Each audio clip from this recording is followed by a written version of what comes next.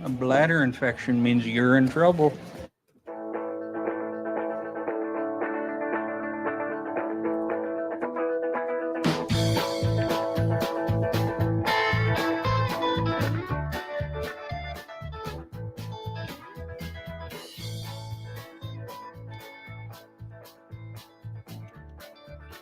Oh, hey, look at you, friends.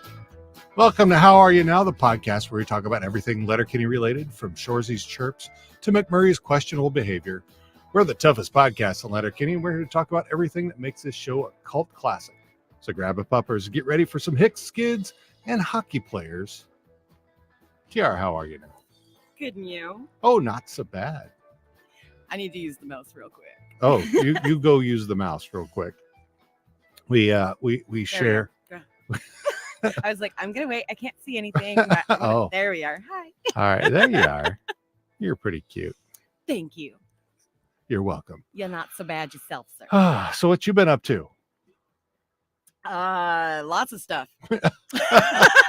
Oh yeah, don't care to share. No. Oh, all right. Start my new job on Tuesday. Oh, very nice, very nice.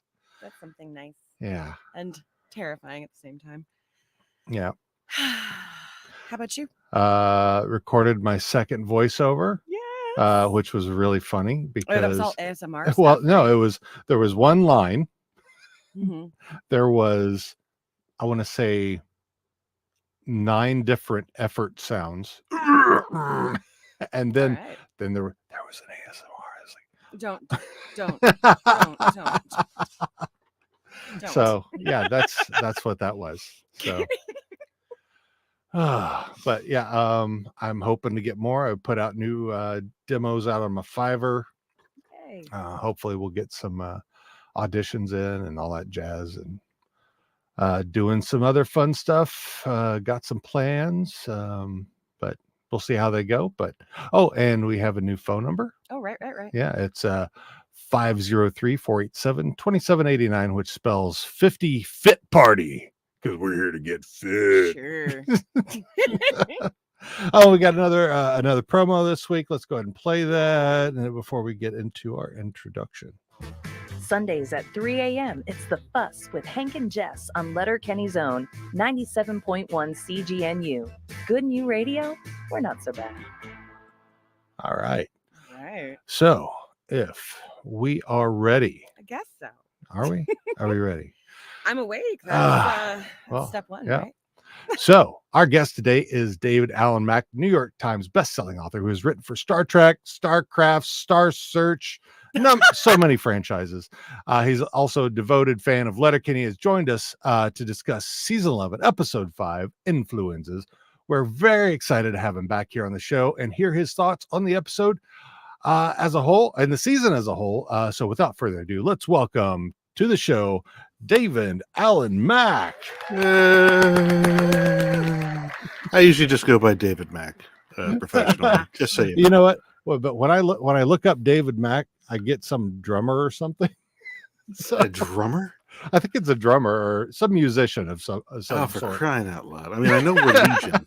We are Legion. There are 1,700 of us in North America. No. I mean, it's bad enough, I have to share the name with the comic book artist whose work sort of overlaps mine thematically. And then, of course, there was like a guy who was in Congress in South Carolina, and then there was a guy who owned an antique shop in London, and some guy keeping a blog about learning to fly small single-engine aircraft. Then there was the corrupt cop out in L.A. who shot Biggie Smalls. I'm none of these people. Okay. But you can see I've got an uphill battle. I have an uphill battle in trying to do self-promotion. I feel Maybe keeping that middle name is a good idea. You'd I feel think like so, this but is a Cassie or Tassie situation. It took me the longest time watching those two on screen. I thought, wow, they look so similar. It took me forever to realize they were actually twins. Right.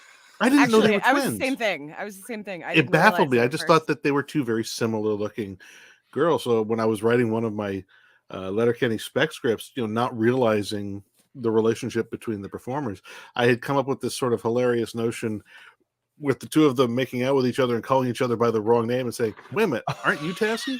Aren't you Cassie? Who cares? But then I thought that they're twin sisters. I'm like, no, I can't write that. That's awful. That's terrible. No, even Letterkenny won't go there. So, and hit the eject switch. Boom. Yeah. Wah, wah. Yes. And now your ASMR moment. How's that tasting? Does that taste good? Tell me, do you like the taste? Look how that tastes. Drop it So, behind. influences. Influenza. Well, first I'd like to talk about just quickly our last episode, Oh, yeah. Nudes with Renee. Had a good time. Laughed at about a lot of stuff. Everybody was high except for me. I think That's usual. And- Were you pooping the party? Were you a party no, pooper? I just don't. I'm a lightweight when it comes Yeah, to he anything. passes right out. Yeah, I mean it's no good for me. I mean, the sativas just make me freak the fuck Yeah, out. I get the paranoia and the Yeah, and then the This is why I stick to indicas bourbon. just crash me. yeah. Indica is like a Valium for me, which is kind of awesome. Yay, being autistic and ADHD. Oh man. So yeah, that great time with Renee. And we talked a lot about the propriety of sending out nudes and stuff like Mhm. that. I mean, if you want to send nudes to somebody, great. If you've gotten a nude from somebody, great. Consent. It's yours. It goes no Consent. farther than that, Yes.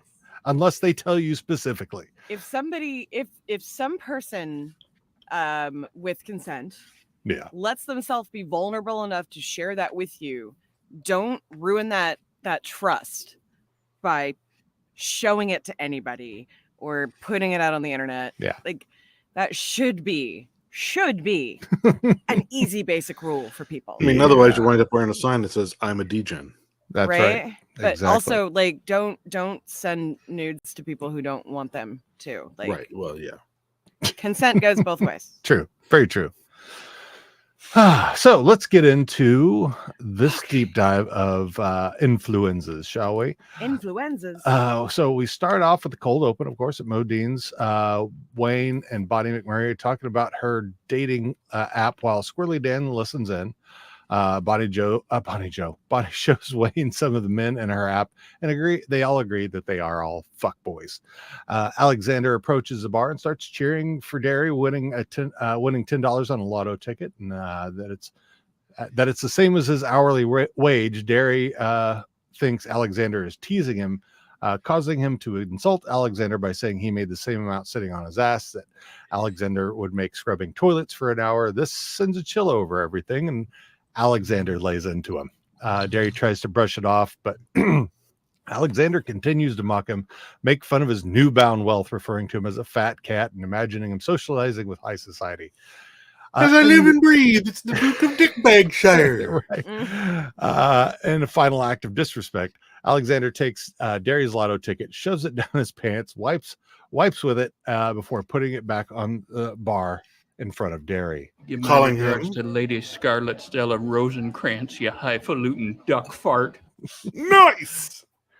The scene ends with Wayne stating that money changes everything. I think that was the best cold open of season 6. Season 11. Yeah. Yes. Even if season 6, if this had Sure, been I in think it beat season season 6. No. It was all in the highfalutin duck fart. Yes. Exactly. I mean, Alexander just marches over him. I mean, that rant from start to finish is inspired. Mhm. Yeah. And I the mean, actor's delivery is just perfect. True. I mean, now the thing I'll bring this up later about Alexander because I had a thought about Alexander, but let's continue with the deep dive. Scene 1, we are in the Hick kitchen. Wayne, Katie, Squirrely Dan, and Derry are all sitting down at the kitchen table while Jive and Pete enters to apologize and make a truce. The group confronts him about his recent behavior, including buying drugs and hanging out with bad influences.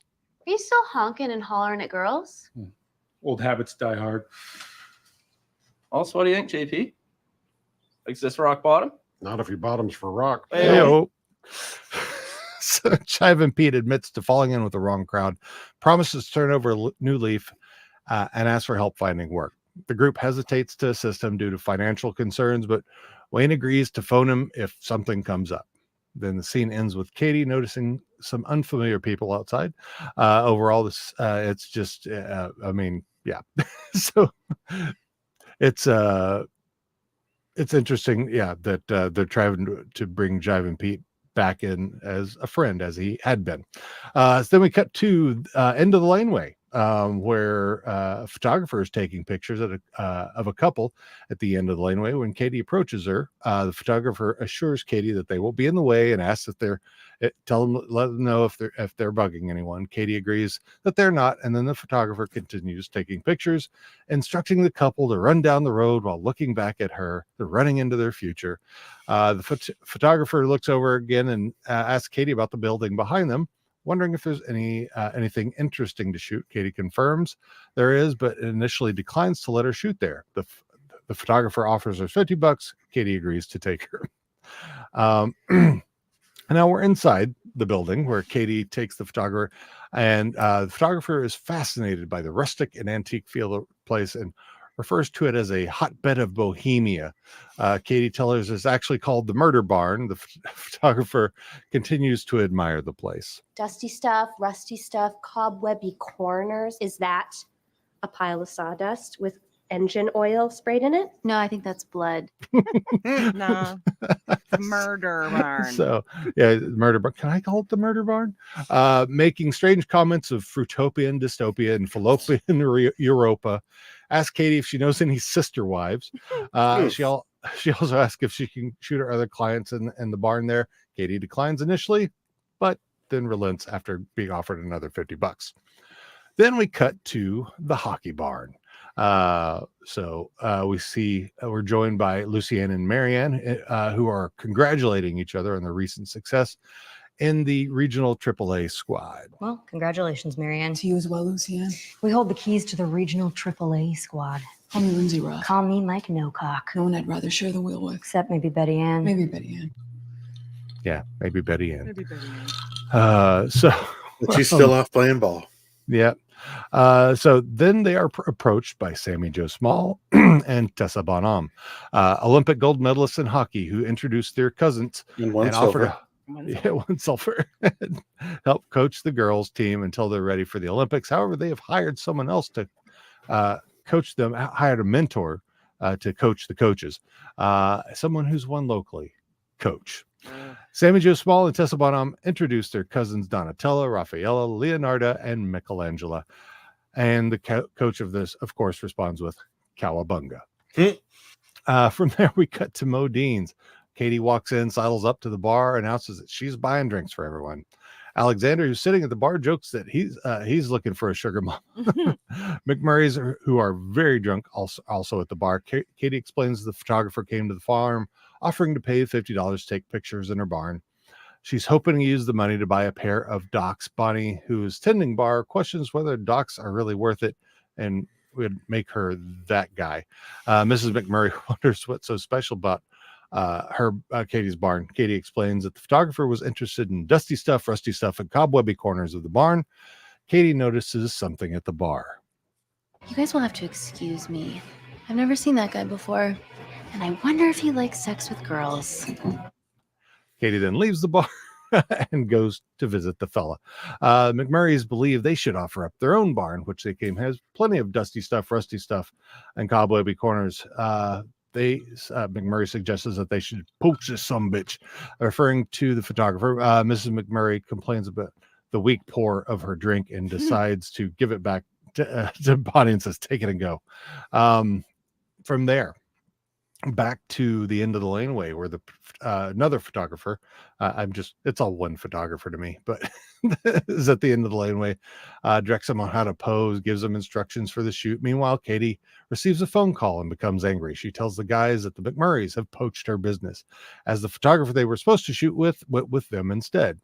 Wayne is approached by the photographer, who asks if they can shoot with their puppies, to which he reluctantly agrees, mentioning that they smell like piss. Back at the hockey barn, Coach is mentoring Lucianne and Marianne on coaching women's hockey because he knows women just as well as anybody else. The two women express their displeasure about having a man mentor them, and Coach tries to keep them focused, they got to keep them focused by trying to keep the girls on their toes. Tessa Bonhomme, an Olympic gold medalist, and Sammy Jo Small, a two-time Olympic gold medalist, won silver, arrive, and Coach threatens to tattle on them, to Lucianne to tattle on them, on the girls, the women. He tells the women to bench the players who don't pick up the check, go hard to the net, or get pucks deep. Lucianne and Marianne reluctantly agree to Coach's plan, and then Coach adds, "Now, seeing as you two are job shadowing me, You're mentoring us. I would like a small coffee, 3 cream, 6 sugar, and some fries with gravy. And guys, gravy on the side. And a Diet Cola!" I hope what they say about aspartame killing you is true. From there, we briefly cut back to the murder barn, which I think is the quickest scene I've ever seen in Letterkenny. The photographer has met back with Katie with 2 new clients in tow. She lets Katie know that even though McMurray's barn is more suitable, they don't have puppies. So back at Modine's, McMurray's are grumbling over Katie and her stealing her business back. Gail returns from serving the table of new customers, to whom she refers as influenzas. The McMurrays are confused by the term, but everyone eventually realizes she means influencers. The influencers are looking for the murder barn, which is known for its dusty stuff, rusty stuff, and cobwebby corners, as well as puppies. The McMurrays eagerly approach the table and begin talking to the influencers about what they have. Then we end up at the McMurray's barn, where they are showing the influencers and proudly show off their rusty stuff, dusty stuff, cobwebby corners. But the influencers are most interested in finding the puppies. But Mrs. McMurray asks about the payment, and they ask about the puppies. They say they don't have any puppies, but suggest they have goats instead. They make approving looks from there and move on. So from there, we got to the Dick farm, which we love the Dicks, of course. Who doesn't love The the Dicks? the Hick fellas approach the Dick farm while the photographer is taking picture of a new couple in the field. Wayne asks if they can buy some of their summer sausages from the Dicks, and Anita empathizes with their cravings. Noah warns her not to eat too much sausage, and then direct the Hick fellas to where the sausage is. They also mention that they're doing chores in the background for a photographer who offered them $50.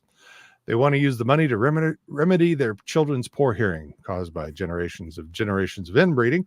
Of course, the photographer instructs the couple to blow bubbles into the camera while she takes pictures. Anita makes what seems to be a suggestive comment to Noah. "Oh, mine husband, it's been far too long since you blew in my face." So Wayne gets tired of the accidental sexual innuendos in their conversation, and fuck's sake.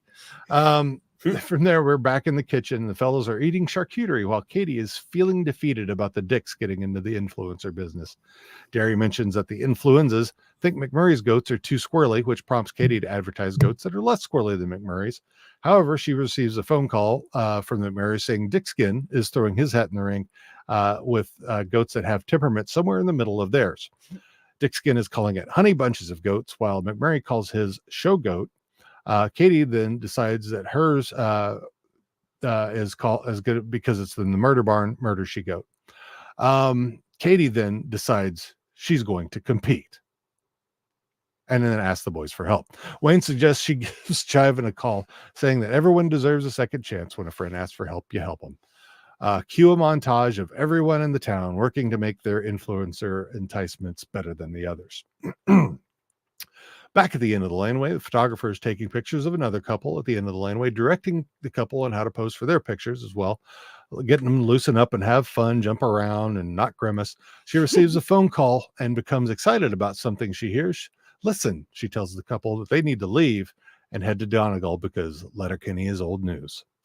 Back at the hockey barn, Coach is giving advice to Lucianne and Marianne about how to handle their players, which he refers to as the Ninja Turtlettes.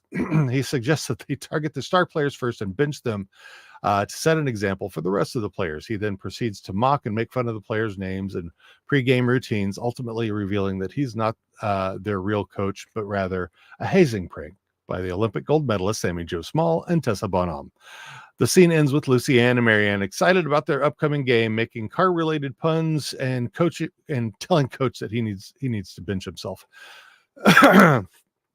And we end at Modine's, where Katie and the McMurrays are sitting there feeling defeated. Katie offers to buy drinks, and McMurray questions what Donegal has that their town doesn't. Gail suggests that they have a craft brewery. Oh. Bonnie mentions that they also have a gin distillery. Oh no! Katie follows up that they have a bison farm, a general store, and Mexican Mennonites. Is that for real? Those even exist. Anyway, the group discusses the quirks of Donegal visitors, including their Influenzas love of chamomile tea, gummy vitamins, as well as their tendency to take videos of themselves. Gail spots Noah Dick entering the bar, and he informs them that a pornographic film crew has approached him and his wife to perform chores in the background while they have two actors fornicate in the foreground. He has, of course, kicked them off and made them go away, but he leaves the bar then, and then the group, after a pause, goes and gives chase, asking them about the type of car they were driving and if they got the names or anything like that. Cue credits. So that's what that was all about. Now, the thing I wanted to bring up about Alexander real quick was he's not a slow learning cousin that Joint Boy had him pegged at in the first season. Right. So he is obviously very smart. So he gets some of the best cold opens. I mean, remember the one where he shows up and he's talking about he has to put together the buck and dough for his cousin. He says, right. "Oh, my cousin's a grump and his sweetie's a twat." Yeah. And remember when I said he's a grump and she's a twat? The numbers reflect that. He's very He's very sharp. He is. He's on it. So, I mean, he may not be in the best of situations for himself, but he's happy with what he does. Definitely. And, he is not more ashamed to make $10 an hour. He's more toilets. he is more than content with his lot in life, it seems. Yeah. So what you do, you never work a day in your life. Yeah. Yeah. So let me get through my a few thoughts, and then I'll let y'all take over. So I've brought up here before about Katie's ongoing trope of just hating things, which she doesn't seem to do so much this episode, interestingly. But Derry seems to be the one to be the asshole of the group always. Yeah. Always seems to be against the grain, starting shit when he thinks he's being made fun of. He's just very sensitive. And yeah, like with the dick. So what the fuck you got going on? And the Wayne and Dan look over at him like, what the fuck? And even Anita looks at him with this very stern look, yeah. So I think that's interesting. I have a question. Why docs? Thank you. Why not a new bikini, but short also, jorts, an ounce of weed? But also, what does it mean by being that guy? And I have 3 pairs of Doc Martens in the other room. I got 2 pair under my desk over here. What kind of guy does that make me? Well, as Katie says, I'm not that guy unless they're purple. Right. I mean, I've had purple ones. I've had red ones. I did grow up in the 90s in Seattle, and I pretty much still dress like that. So, to be fair to myself. To be fair. But anyway, yeah, docs seem rather a random thing. And they're honestly not like super expensive. No. If she'd had 3 Influenzas for $50 each, that's a pair of docs right there. At least, unless she wants like, what was it? They were stacked and like 12 hole and like, yeah, no, you can get pair of docs for under $200 in Canada. Yeah. And you probably so Katie with her scheme to get her docs, the bit with the murder barn. Do we really think it's called the murder barn, or was she just tweaking them? Was she just basically jerking their chain? No, I think I think they call it that. That's probably where they have to. Because it seems like she seemed very flippant about it. Like when they say, you know, is this motor oil poured over soda? She goes, no, that's blood. No, it's blood. Yeah, it seemed too like mundane to her. Like she was like, nah, yeah. But the thing is, we haven't seen any indication up until now that Wayne and Katie's farm deals in livestock. So far, we've only seen that they deal in agriculture, not livestock. So if they're not dealing in livestock, why do they have a murder barn? Unless they're actually killing people. I mean, the whole thing that's hinted at here that we don't even want to dig into. Maybe that's where their parents were killed. That's why they mentioned that's where they mentioned my favorite murder at the beginning of the series. Like they're hoping that all the serial killer me people out there are like murder barn. What happened at the murder barn? Murder barn. Dark web. Murder barn. Dark web sex in the murder barn. Dark web sex in the murder barn. So good. Oh yeah. So anyway, a couple of observations. No Rosie, Glenn, Riley, and Jonesy or Skids in this episode. Betty Ann is still away. And the way the boys are just holding their charcuterie creations in front of their faces without eating them that entire time. They're talking to Kathy. Kat, what the fuck is going on with my brain? And hey, I fumbled which season we were in. I mean, I'm the one who got high here. What are you doing, Dean? Anyway, I mean, I'm lit up. I'm a couple of drinks into the evening. So. Katie, wow, Jesus. But anyway, yeah. So that's all I've got. So bring it. All right. Yeah. So like, first off, I wrote docs aren't that expensive, but what is Jivin' Pete's definition of a friend? Yeah, he calls them his friends. Like, you guys is my friends. So, and when a friend asks for help, like what's in this for him? Like, is he actually hit bottom? Because he doesn't seem to really care that much. He's still a screw up, as we see. Yeah. Not to spoil anything, but as we see in the next episode, he's not really that committed to this. He doesn't feel like he's terribly committed. Like, he's showing up to work for Katie, and he's still dressed like a slob. He still looks like the human personification of the toilet and the sink at Dan's second cousin's house. Yes, the ensuites. The ensuite. You use the ensuite? Oh. There are Subway wrappers next to the toilet. There are visible rings of blood in the sink, the bathtub, and the toilet. It's lovely. And a glory hole. You know, on the goat pen. You win. Anyway, Dee. I see one. I see one. Oh, I see one. So that was the photographer, right? Yeah. When Katie came out. I sometimes I look at my own notes and I'm like, okay, I remember what was I thinking when I wrote the note? So, what's a luxury lane? I've never heard of that term before. So I wonder if it's their version of the HOV lane. Maybe that's what they call it. Okay. What was the context for it? So Luciana and Marianne, when they're telling themselves, like, check your blind spots. Yeah. No. Yeah. So basically, like, are we going to take? I thought it does. Are we going to take the easy way, or are we going to do it? Are you going to take the lane of least resistance? Yeah. We take the luxury lane. Which maybe it doesn't mean a damn thing. Maybe it's just fun to say. Could be luxury lane. I love the whole bit with Coach telling them to bench the players. It's like, and why? It's like every stupid arbitrary reason. What'd you have for lunch? Spaghetti. Empty carbs. Benched. Mm-hmm. Did you get your nap? 29 minutes right after lunch. No, you turned it into fat. Benched. Who was the best M in the James Bond movies? Dame Judy. Benched. Mecca angels in the outfield. Anyway. So in the scene when Katie goes to hit on that dude in the bar, I love that she's looking at him and like thinking he's cute. He's there taking selfies. Like, he's like doing it for like Tinder or something. This is like, a that was guy what my huffing his first own brain did. brand. Yeah. Yeah. Yes. Getting high on his own supply. Yeah. Coach picked his nose several times during this, He did. episode.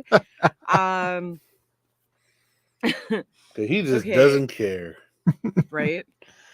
Look away, Barb. This is rock bottom. McMurray and Gail flirting. Oh. So, I mean, I know it wasn't I know it wasn't outright, but McMurray's face after Gail said, put a finger up her ass, he was like, "Oh, I'm into it." Like, well, the thing is, we know from we know they've they've hooked up with her before. We know they've hooked up. I really want to know how often. Like, I want to know if they're like fuck buddies. Like, I just no feel ass like play unless I ask for it, and I will. And I will ask for it. My safe word is. Oh, that's right. I I remember. love Gail so much. The Letterkenny weave. When Coach when Coach finds out that it was basically a prank or a hazing for the women coaches, and they're like, "What was your name again?" Oh yeah. No answer. He just Because like, of course walks he off. has no name. So great. That was so great. Okay, and then those were my random notes as I was watching. Now I have all of the notes. Notes. Why is Derry so thin-skinned with Alexander? Why is he a jerk lately? Huntington Beach. Oh, that was great. I'm using that shit. That's so good. Driving Pete getting Derry's name wrong. Darn. Is Driving Pete the third guy with the ostrich? We don't know, but allegedly. It kind of sounded like that. I wouldn't be surprised. I mean, he said he was hanging out with Ginger and Boots. So, and he like seemed genuinely like, I felt shaken. Like bad crowd. I would like to state for the record that I hate Occur. I fucking hate that. I hate it. I hate it in I believe you were supposed every rapper that's I love Nicki Minaj. I don't like Occur. Oh yeah, no, don't do it. Although I love the reaction of the guy when the photographer is telling them to, jump up and kick Yes. and the guy just can't see it, and you just tell him he's just The one so who looked like frustrated. Tyson, He's but like, I'm gonna grumpier. kill this woman. I'm Grumpy gonna kill her." Tyson. Grumpy Tyson. The grumpy guy. Yeah, he's like, I'm gonna kill her. Yeah, he just looked so uncomfortable and like standing there, like he had his shoulders up, and he just was like, He's so stiff. It's like he can't move. There's no fluidity, and that's And that's the what joke. happens when you wear a Proud Boy shirt. It was very Proud Boy. That's why when you build muscles to the point where you look like a balloon animal. Yes. I mean, but he was wearing Birkenstocks. Oh my God. With socks. No, he didn't have socks on. Okay. I thought he had socks. But that's a funny look. I mean, Definitely. What got said at the previous location? yeah. So yeah, We're gonna forget what we said at the previous location. Mhm. Okay. I want to hear that story.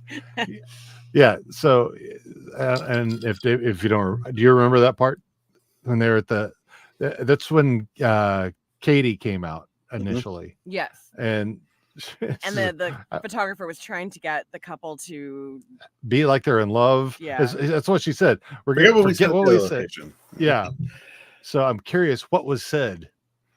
Don't act like you're in love, or what? Yeah. What Or just forget. Maybe the couple had a fight, so she's trying to get them to forget That's what what I they was said to thinking. each other. Something like that. I get the impression the situation deteriorated. Yeah. Maybe so. If you're fighting when you're getting your engagement pictures done, maybe you should think a little bit more. Well, if your photographer says occur and gracias. Gracias. Listen, okay. Listen, okay. I almost want to do a table read because I feel like I could do her voice. Like as soon as I just said that, I was like, oh God, but I would hate every second of it. What would be a great face-off would be that annoying photographer faced off with the matchmaker. Yes. Occur. Just watch the two of them drive each other up a wall. See which one breaks first. And then they kiss. Of course. I hope they do more with Marianne and Lucienne. Yes. Agreed. I want to know more about the coaching. Are they going to have any personalities on this team? Like, are we actually going to know anything about the Ninja Turtles, Ninja Turtlettes, whatever. I'm sure they'll get their own spinoff any day now. Yes. What kind of guy is a Docs guy?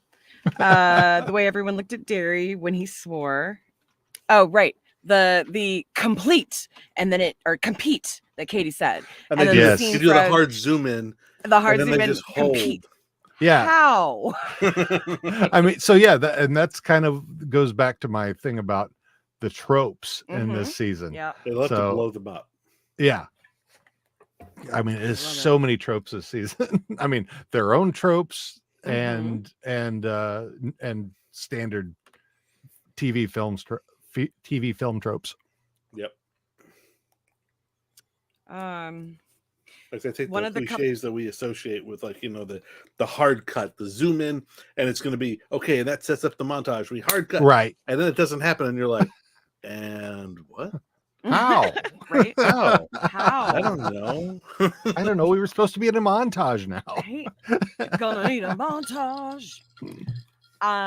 One of the couples in this was a gay couple, and it was the Mennonite scene, which I loved that because that meant the Mennonites were like, they didn't want people fornicating, but they were okay with a gay couple getting married, and that made me happy. So during the montage where they kept making the farm signs bigger and, you know, decorating and whatever, why did Mrs. McMurray throw birdseed at the wind chime? Well, there was a bird feeder at the top of it. Was it? She threw it though. She didn't put seed in there. She threw it out. Because she's drunk and can't climb up. And she's not the brightest bulb to begin with. True. I was so confused at first. I was like, did she throw glitter? I had to go back and look. It's okay, it's birdseed. And then Bonnie's smiling as everyone runs after Noah Dick. Like she knew as soon as he came in that something like that was going to happen. Didn't we all? Yeah, definitely. Yeah. And I got to be honest, this episode, it was hard to find stuff to like bring up. Really, there wasn't a lot of meat in it. No, So, I mean, it has the great cold open because of Alexander and just that rant that he unleashes on Derry. And then after that, I gotta say, it's not one of the stronger episodes of the season. Although, to be honest, season 11 has felt weird. There's a weirdness to the we've whole talked thing. about that. We've talked about that on the show a bunch because we know that 10 and 11 were filmed together at the same time. What was And 11 it was and during 12? COVID. Oh, that's the current ones. But they filmed two at the same time during the pandemic, and this was part of it, wasn't it, Dean? I thought so. I thought it was 10 and 11. Was it 10 and 11? I thought so. I thought so. I But it was thought 11 and 12. 12 was just filmed, like just finished filming not that long ago, right? I can Google that. I appreciate that. Because like to me, that's why I feel like this was a lot of. I feel like there's less cohesion in this season because it was shot that way during the time that it was, and then they were basically like, we can't make this fit, and we've lost the storyline, so make something else out of it. I guess what I'm doing is I'm comparing it to past seasons. And I'm seeing like in past seasons, there was almost like a through line to each season. Like in second season, they even spell it out for you in the opening episode where Wayne says, if there's a theme to the next 6 weeks of our life, it's Wayne is looking for love. It's like, and that's the theme of season 2. And then, you have each season has its own sort of personality or its own arc. It's about this relationship coming together, this relationship falling apart. It's about, this or that. And then you get to 11. Yeah. There's no through line. What we have are 6 almost completely dissociated episodes. And they're only like the hint of a through line with Influenzas and Degens where you set up the Jive and Pete storyline and then pay it off. And I guess you could even say that started up in news. The Jive and Pete story. Jive and Pete was the most through line of this, like because he showed up in earlier episodes in an earlier episode in the season, I think, right? Well, I mean, was he part of Lost Dog? I don't even remember. I mean, he was part of Nudes because he was part of Nudes. Yeah. Yeah. So there's So three. like, that's where I think that's where what they he said. started Basically, the the through last line 3 for the season. episodes. He's part of the arc Yeah. for the last 3, but he's not in the first 3. He's not So in Lost yeah. Dog. He's not in Okoye, and he's not in Chips. Yeah, Yep. I feel like those were But I think standalone episodes almost. and like I stated at the very top of the season, I think the through line for this season is tropes. Yeah. It's all I mean, starting at the with Instead of having a Oh, storyline. I see what you're saying. Like Okoye mocks the whole Agatha Christie mystery style. Yep. Mm-hmm. The whole mystery trope. What's the Lost Dog then? Lost Aside from a Dog. tutorial for how to actually find a lost dog. I'm not. A lot of the stuff wasn't like storyline tropes. It was things that would happen in the story and tropes that their own tropes that they would bring back. You know, all of the sayings have been popping up again and stuff like that. So it's not so much that the stories themselves are the tropes; it's all the things inside of it. Yeah. But that was also and that may have just been one of those that they kind of took off as well, where it had Wayne, and in fact, even in this one, the boys took a back seat. Mm-hmm. So this is kind of the second one where that's happened.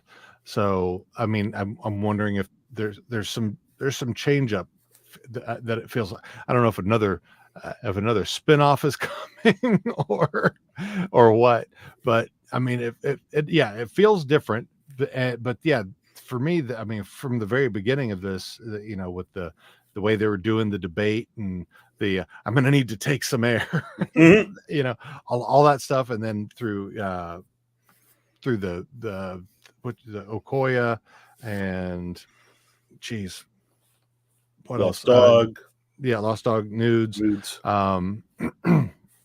So yeah, having that comedic trope where you're talking about somebody who happens to be right there when they're talking about look into Jim Dickskin, right? And he's right there. So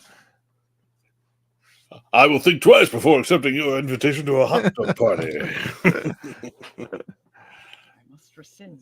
Just so mean. Just so mean.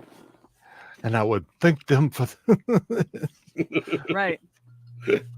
But yeah, to me, there's a whole lot of tropes. I mean, yeah, like the quick cut or the quick zoom on the compete, all that stuff. Yeah. And montages galore. So there, all that kind of stuff is, I think this season has really stuck out more to me than others. That they're really pushing on the trope part. Yeah. Okay. I mean, I could be wrong. I mean, that's interesting if that's the through line, if it's more of a stylistic through line rather than a thematic through line. It's just that in the past, their through lines have tended to be narrative in nature, and this is more stylistic. True. Yeah. I Nothing really wrong with think that. It's just my opinion, which absolutely could be wrong and probably is that they filmed all of this stuff during COVID, and I did look that up. 10, 11 were filmed right together.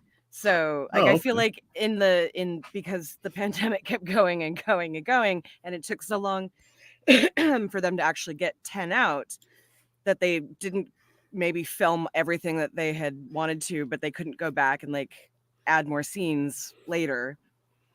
So I feel like it was probably some confluence of, how much can we, with COVID restrictions, how much can we film? How much the launch of Shoresy cut into this, because 10, the whole episode with, Vidvok, with Wayne driving the Zamboni. I mean, a lot of that was the handoff for Shoresy, setting up Shoresy's spin-off series.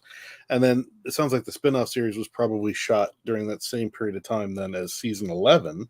And I wonder if this is a case of just divided focus, because the focus on Shoresy is clearly very intense and very tight. And the thematic structure and the narrative structure of 6 episodes of Shoresy is just rock solid. I mean, that is a tight construction.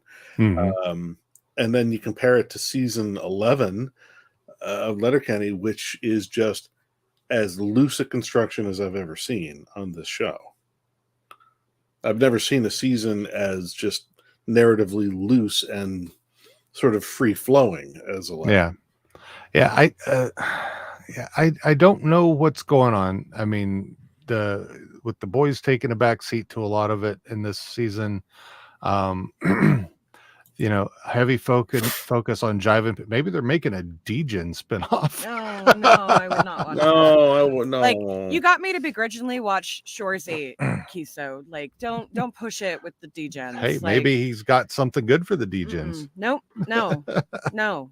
You can make something good out of Shorzy because it's just his mouth. Like, the Degens do shit to people that just because they want to piss them off. Like, that's not. I don't want that. I don't want. No. But I don't want we to see the Degens. What's that? I don't want to see the Degens. Yeah, I don't want to see them. Like, I just want to see them get their asses kicked. Skids run Skids spinoff. I would watch the hockey women's spinoff. I mean, I don't know that the Skids need a spinoff. I think I'm still waiting for Stuart to get his justice, and get his happy ending. Everybody else seems to have been sort of getting their their karmic reward, and it seems like he's the one who keeps getting left behind. I don't know. Maybe Roldy is his karmic reward. And he doesn't realize it yet. Yeah, he has somebody devoted to him. Not that necessarily they'll end up together and in love, but I think Gay has to come back. Hey, yeah, he loves the gay sex. He loves the gay sex. Gay sex made him feel like a He-Man. Right. It made him feel something deep inside. Who doesn't love gay sex? Yep. I mean, come on. Must he torture me with these reflections? I mean, he was doing okay when he was getting all jacked up and everything, working out with JB and modeling Dunk and Alley Cat, and then they betrayed him, and he just seems to have taken a bad string of hits, a lot of bad luck in a row here. Yeah, and losing the whole Vidvoc thing, and he just seems like he could use a break. Yeah. He needs to quit fucking up, though. He needs to get his shit. He needs to. He puts himself in a lot of that. So yeah, a lot of it is because he's smarter than everybody else. He's driven by envy and rage. True, and he's got to move past that and find some Zen center, or else he can't heal. Very true. He can't heal. He can't move on. Very true. Yeah, that's because that was one of the things I was thinking about for a future episode. That maybe Stuart and Roldy go into rehab together or something like that.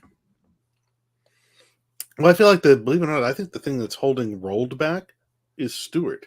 Oh, absolutely. I think Stuart needs to get his own shit together so he can move on and then get out of Rolled's way so Rolled can basically become the skid leader he was meant to be and open the Menergy Spa. Yes. Yes. We need a Menergy Spa. Spa and dispensary. Yeah. Exactly. Menergy Spa and dispensary. Do what you know. Yeah. Do what you love. You work a day in your life. Exactly. So we have anything else on board for thoughts, theories, observations, trivia, anything like that? Not I. By the way, one bit of trivia. Sammy Joe Small and Tessa Bonham did play together. I totally made him go down that rabbit hole because I was like, the relationship that they have, I feel like this wasn't just like all total setup. Like they have to have known each other. They're about 10 years apart in age, though. But they played on the same hockey team at the same time. Yeah. I saw the picture of Tessa Bonham's picture of her draft. Baby. She's so friggin' adorable. She was a baby. Yeah, she was. I mean, now she's just hot, but yeah. Wow. So let's what do you say we do a little bit of the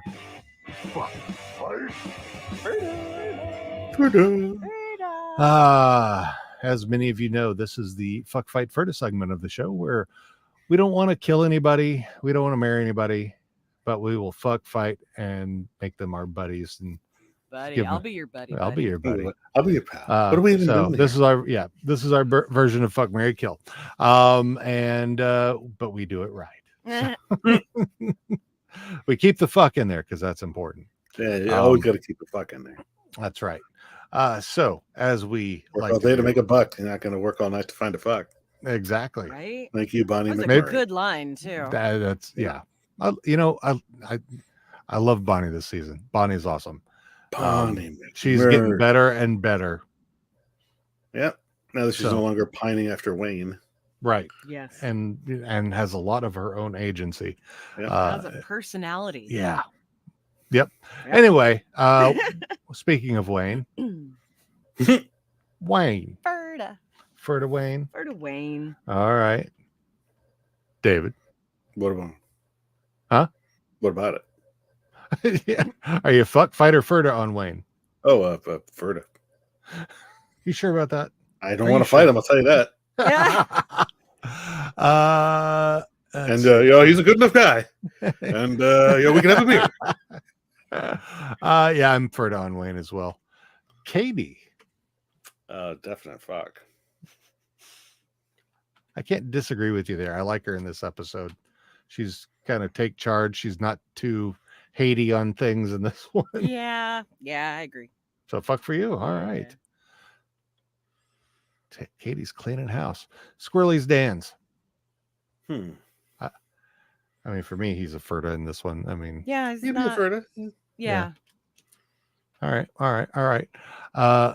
Derry is a fight for me. Yeah, Derry's got to get for nothing else, but how he talked to Alexander deserved to be Yeah. put on his ass. Yeah. Yeah, He should yeah. be sitting in the trash behind. I think we're all across the board. We're all the Yep. same so far. Yep. Exactly. Gaylor. Huh. Besides telling them to put a finger up her butt, was there another Gale scene that I'm not remembering? Just talking about the influenza. She's the one who mistook it for influenzas. Right. Okay. I guess I'd have to label her a Ferda just because she scares me a little. That's what I like about her. I say Ferda in this too because Yeah. seeing the face between her and McMurray reminded me that they fucked. And yeah.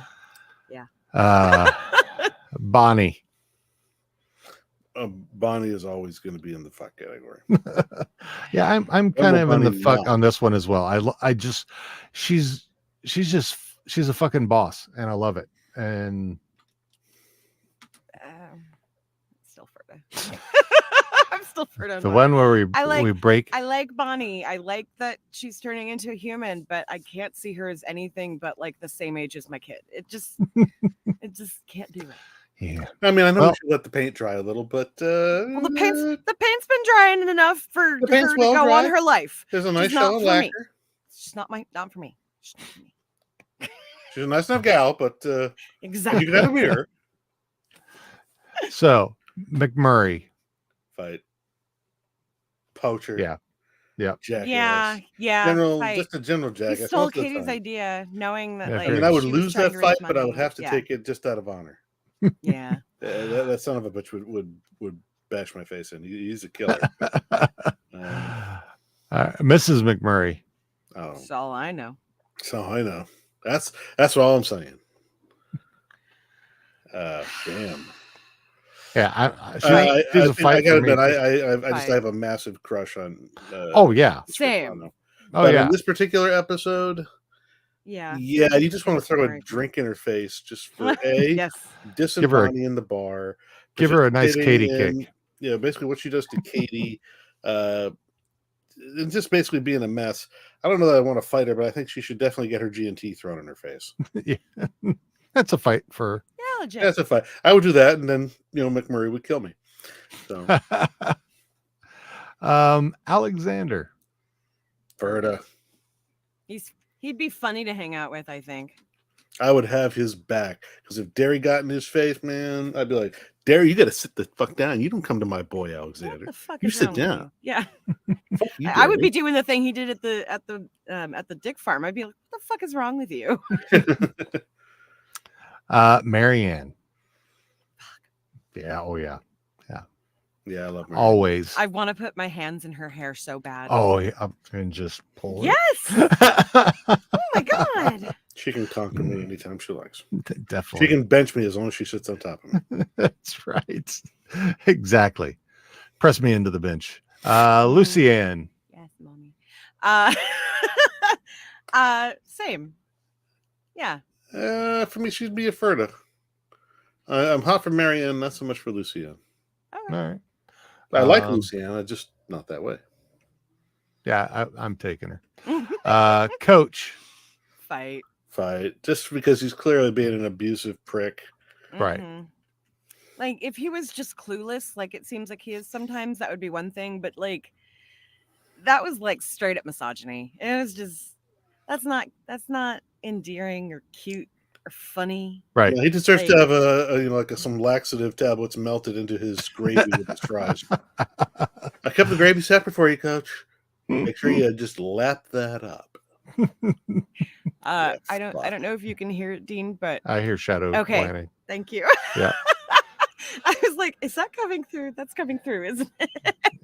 I think it's just coming. I don't think it's coming through your mic. I think it's just coming through the door. Okay. But anyway, Noah's Dicks. Always a Ferda. He's hilarious. Yeah.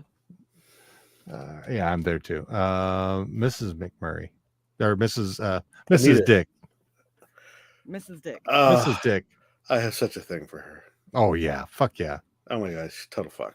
Yeah, she would never go for it, but oof. And Noah would be quite. Imagine if she would. I feel like Noah would be like a cuckold husband. He would be totally okay to sit in a corner and watch. Yeah. My wife, may I watch? If my wife wanted it. I want to blow on her face. Oh my god, yeah. Oof. All right, now Nikki just this episode only. Jive and Pete. Just this episode only. Ferda. He's trying. He's trying. He wants to be better. He's a fuck up at heart, but yeah. In this episode, he gets a Ferda. We know it's probably, we all know what happens. It's not going to. We're hoping that it doesn't. But here, I was rooting for him. I was really sort of hoping, maybe there's a redemption story for this guy. He was a real good guy. I really hope that he would pull it together and, not disappoint Wayne and the crowd. But well. Yeah. Can't win them all. Ferda, the hope was still alive. Yeah. The photographer. Fight. To just want to take her camera and just fling it across the road into the green brush and make her go look for it. Go get it. Listen, go get it. Okay. I just want to talk to her. Hey, you know what an f-stop is? That's when I tell you to fucking stop. I just want to have a conversation about appropriative language and I just want to talk reasonably with her for a minute. Let's have a little chat. You know what shutter speed is? That's when you shut your mouth. Quickly. Great minds. Yeah. All right. Let's move on to Sammy Joe Small. That's the hockey professional, right? Yep. It's got to be a Ferda. I mean, the woman's a legend. I'm gonna say Ferda. I think they are both gorgeous, but honestly, like as a not fan of hazing, it did not feel good. Coach deserved it though. Coach may have deserved it, but did Marianne and Lucienne deserve it? No, but at least they got to have front row tickets to see Coach. That is true. Get shit on. That is true. So Tessa Bonhomme. Ferda. I'm gorgeous. I'm fucking Tessa. You get that chance, yeah. Oh yeah. Yeah. Yeah. Like I said, they're both gorgeous. She's hot. Tessa, I'm going for Tessa. Yeah. Now he didn't have any lines in this. Jim Dickens. Was he in this one somewhere? Yeah, he was during the montage. Oh, that's right, because he has the honey bunches of goats element of the competition. So I don't know if we want to count him or not. No, he's just trying to make a buck like anybody else. He wasn't particularly malicious about it. He just had pleasant goats. Yeah. Yeah, unlike the McMurrays, which specifically took this idea and totally poached it, Hmm. at that point, it's just it's fair game at that point. Yeah. Meanwhile, I will never say no to Cassie and Tassie. Yeah, because that was my next one, Cassie and Tassie. I mean, because they're together. They're essentially like the Riley and Jonesy. Yeah. They share one brain cell between them. Exactly. Yeah. Which is fine. They're easily confused, but that's fine. They don't know which one is which. Yeah. I'm kind of stuck on that one. So, I'm you're not saying a fuck you with keep them. I hate. You're a fuck with them, Dave? Oh yeah. Okay. Yeah, I hate influencers. desperately. Yeah, they bug me. Yeah. So part of me wants to fight, but also like I don't really think they did anything wrong. And I feel like in some ways they were being suckered because it was just, these people fighting amongst each other to give money to them. Like, I mean, anyway. if they got $50 to throw around for taking pictures. Right, I'll take it, but like I'll take some pictures of them. Oh my. So I guess I don't know. I guess Ferda. We'll go with Ferda. Ferda. They didn't do anything wrong. I just don't like them. Yeah, I think that's kind of where I am with them as well. They've always bugged me. They're pretty. But they're also fickle. Yeah, they're treacherous, as we saw when they're the Yes. reason that Bro Dude got called in on Indian Energy at the end Yep. of season 9. It wouldn't have happened if they hadn't. Then again, they only did it because they were ticked off at Riley and Jonesy for being a pair of twits. For being Riley and Jonesy. For being Riley and Jonesy. Yeah. So what are you gonna do? Yeah. But that's, I think, did I miss anybody? I don't think I did. I think that pretty much covers it. There was a good number of characters in this one. Yeah. I mean, which explains why so many, there's no Glenn, there's no Riley and Jonesy, and no Rosie. But we got most of our secondary characters. Yeah.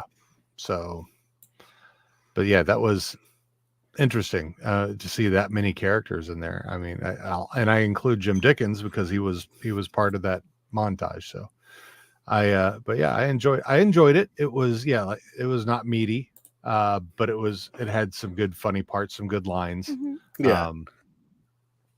Yeah. I mean, overall, I think I enjoyed the hockey storyline with the girls more than the actual influencer storyline that provides the title. Yeah. Anytime I get to watch Marianne and Betty Ann or Marianne and Lucy Ann, it's always enjoyable. I do miss the chirps. There was one thing we know about it is that oh my God, why am I forgetting her name now? Betty Ann? Marianne's real name. The actress's name. We interviewed Jess Alguero. Yes, there we go. That she is known for not being able to hold her laughing in during the chirps. So, and I did see a couple of spots in there where she was trying. She makes this like smile, like yeah, this is fun. Yeah, like she's like, I'm not gonna smile. Yeah, she kind of tries to look mean. It's adorable. But yeah, that's I like that. So yeah, I would like to see some chirps. Maybe they're playing again and they're going against somebody where they're chirping at them. Yeah, maybe they get lucky and there'll be some in a future table read or something.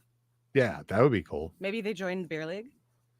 Oh yeah, co-ed beer league, and they're going against right. Oh shit! I think I see a new episode happening. I could. By the time I'm done, I'm just going to write a whole season. There you It'll go. never get made. That's okay. Beer league. We'll do it at a table read. Yeah, it's. Well, we still got the one that's in the queue. Yes. True. Yes. Yeah. And a beer league. I'm going to start thinking about beer league. Beer league. Broads in beer league. Right. The broads. Like they'll walk in and they'll start making fun of each other, thinking that they're girlfriends, and then they gear up and come out on the floor. Like, right. They've actually won stuff. You guys are just old news here. And I mean, yeah, it would be funny if there were girls in the stands who were there for their girls. Yes. and then, but the girls the girls skating are the ones hollering at them to get the hey snipies, hey. And nobody knows who's sniping who. So, a team of sober shamrockettes basically beats the living crap out of a beer league team. That could be hilarious. Totally. Sometimes you get speed bag, boys. And sometimes you just get drunk. There you go.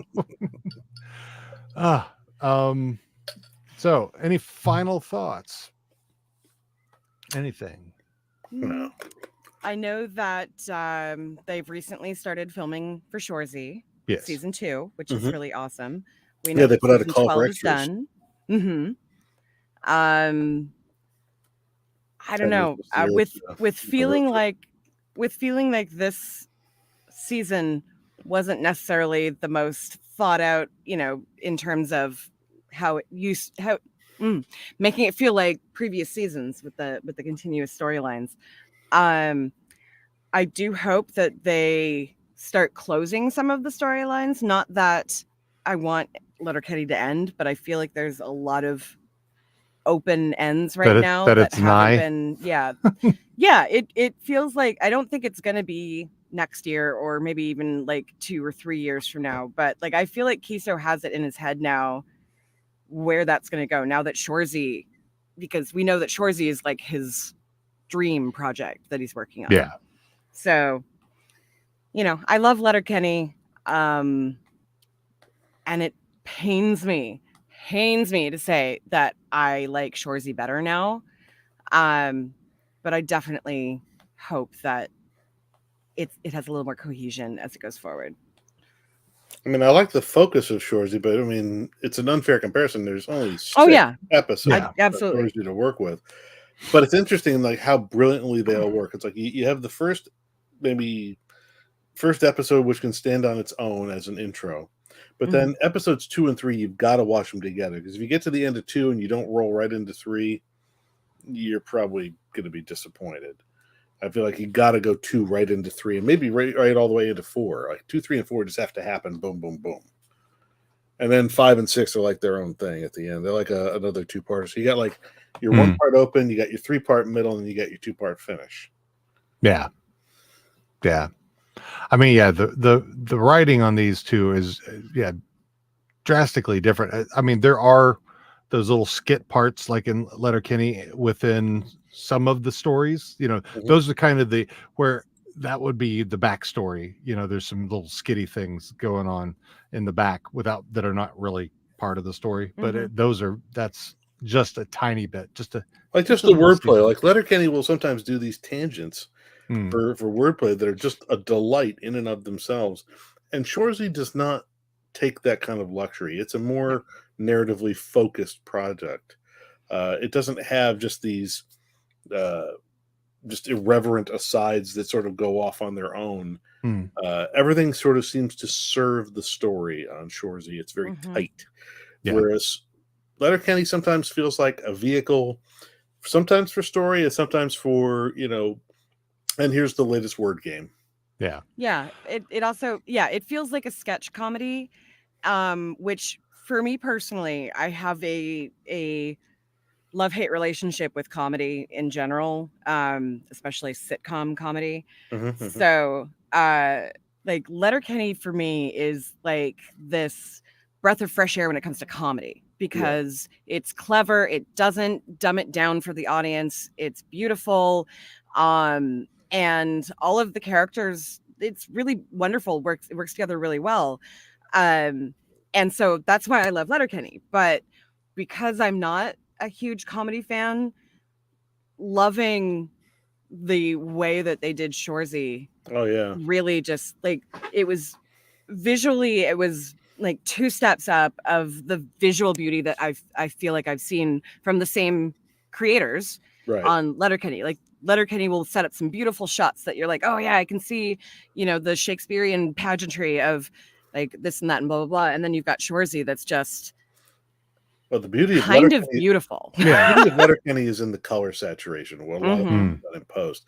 Like they have just these amazing, rich reds and greens and blues. There's an amazing shot. It's I think it's I can't remember if it's start of season 3 or season 4. It's when Wayne is doing his time in the shed after being betrayed, and he's watching the misfire. Right. And there's a great shot when he comes out in the second episode. I think of it might be season 4. Is that right? Season 4, season 5? I can't remember anymore. But he comes out after watching Misfire, and it's just the most gorgeous shot because you've got like this blue sky, you've got the green lush foliage around them, you've got bright yellow insulation around the frame of the door and the frame of the window on the sled shed, And then you've got the different colors. You got the blue of Derry's coveralls. You've got the colors that Dan is wearing. You got the colors in everybody's clothes. And everybody's wearing a different color. Somebody's wearing yellow. Somebody's wearing green. Somebody's wearing blue.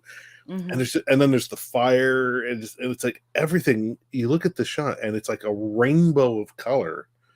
It's just intense. They don't go quite over the top like that on Shoresy. Shoresy has a more realistic color palette, Right. But its compositions and its editing and its angles are far more sophisticated. Its camera movement is also a lot more sophisticated. Yeah, and I love that Buttrey does both of them. Yes. Yeah, so it's really great. By the way, Misfire was season 8, episode 1. So it's later than I was thinking. You're right, season 8, because that's after the Marie Fred story. Right. Yep. So but that shot like really sort of encapsulates the way they use color to really just make all those images pop. But Shoresy, goddamn, it's just so intense the way it all pulls together. And it's this beautiful blend of comedy and pathos. I'm always a sucker for any well-told story about a lovable bunch of underdogs, especially if they're up against it. And like I watched the end of this thing. It's like, and you can see the anguish in Shoresy's face, and the final episode where he's like, "We're not going to win this. It's our last game in this barn," and they're going out on the ice and they give it their all. And it's like, there's that thing like where they're being cheered by the crowd, even though they've lost, and they salute the crowd with their stick. I get choked up every time. Yeah, yeah. It's like it's just an incredibly emotionally moving thing that gets me in the heart every time. And I'm like, how the hell did you do that? Yeah, that was. Aside from the one that in Letterkenny that does that is the International Women's Day. Oh episode. Yeah, when he goes to Katie. Yeah. Oh man, I was like, oh my god. Every time. Every time. They can do some sweet sappy writing. That's for damn sure. Yeah, they can hit you right in the feels. They know how to do it. They're good. Yeah. And I hope they keep doing it. So. Yeah, let's hope we got a few more years to keep enjoying it. So if there's nothing else, then all right, then Maestro, take us away. Bye.